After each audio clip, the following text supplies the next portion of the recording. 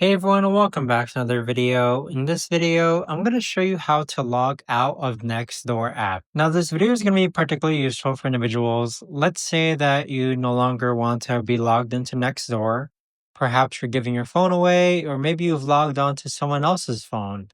How do you actually go ahead about logging out of the Nextdoor app? Now, this video is going to be short, sweet, and simple, guys. There's not going to be a lot of steps involved.